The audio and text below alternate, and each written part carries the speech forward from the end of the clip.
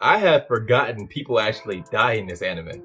What is up, y'all? It's your man, That Dude, bringing you guys another video. Hey, I'm giving out subscriptions down below, so go hit that button. I'd appreciate it. After a so-so episode 2, the Irregular at Magic High School season 3, episode 3 gets back to what this show does best, and that is Tatsuya just being a goddamn badass. Episode 3 opens up with a sparring match between Tatsuya and his martial arts sensei, and the choreography and the animation quality of the sparring match is pretty well done for an anime of this caliber.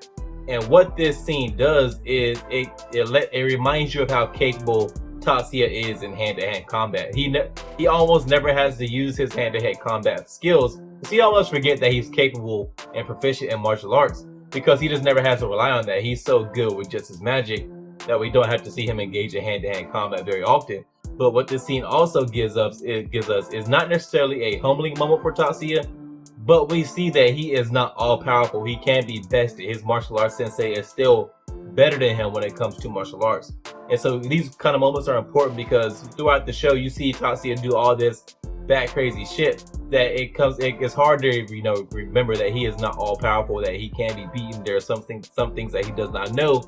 And this scene kind of reinforces that. In my opinion, the pacing of this episode was so good. We get the sparring match between Tatsuya and his martial arts sensei, and it goes from that to Angie and the American operatives going after the fugitives with only a brief scene of dialogue in between. And man, Angie and her assistants or whatever, the people who are helping her go after the fugitives, they ain't taking no prisoners, man. They are out for blood. They stab the fugitive in the back before Angie finishes him off with a bullet to the chest. And I really like that the show is portraying the American operatives this way, because they are trained military personnel. They are in Japan with a clear objective, and they are going about it as such. They are here to take out these fugitives. Yeah, can't speak today. Before they can cause too much damage in Japan. And it is a nice contrast from the students, who are not necessarily out to kill. While Angie, Erica, and the fugitive are all going at it, Tatsuya just rolls up on his motorcycle looking cool as shit. And being the badass that he is, he immediately just neutralizes the fugitive and Angie. But he is not able to see through Angie's disguise, which surprises Tatsuya in the moment, and is another example of, despite being as capable as he is, Tatsuya is not all-powerful. There are some things he just cannot do, or maybe not do in the moment where he has to go practice and train for it, come back and maybe do it later.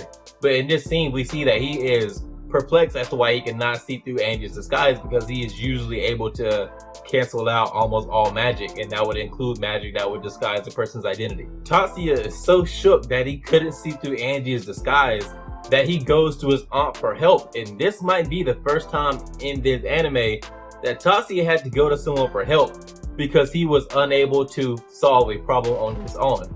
Like, I never thought we'd see Tatsuya call for reinforcements for him and maybe not for someone else. I can see Tatsuya asking for reinforcements to go help his sister or help his friends, but no, he asked reinforcements to help him. And I didn't think we would get that in the show, just given all the crazy shit we see Tatsuya do and how powerful he is. But that is just how stumped he is with the magic that Angie is using to conceal her identity.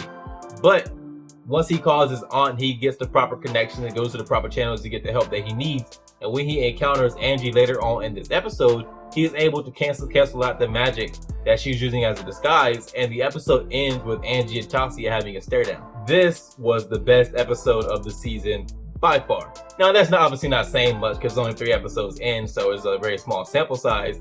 But in this episode, we got some action that was really well done. We get Tatsuya being a straight up badass. And even though we got Tatsuya being the badass that he is, we also get to see other characters like Erica come in and shine and show off their abilities. And so we also got that with this episode. This was by far the best episode of the season. Now, that's obviously not saying much. We're only 3 episodes in, very small sample size, so it's not hard to be the best episode this far into the season. But the action we got in this episode was really well done. We got multiple scenes of Tatsuya being a straight up badass, and despite a scene that's heavy on Tatsuya being the badass that he is, we got to see other characters like Angie and Erica show off their abilities and show why they are powerful in their own right. So I am very excited for the next episode, and we get to see the confrontation between Tatsuya and Erica, or Angie, play out, and are they going to fight in the next episode, or are they going to talk things out?